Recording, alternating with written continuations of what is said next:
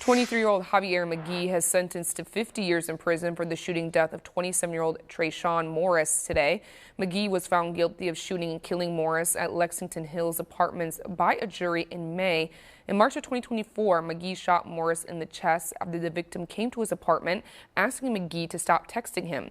During his trial, McGhee claimed he was acting in self-defense, but a witness said the two had an intimate relationship and were arguing the day before.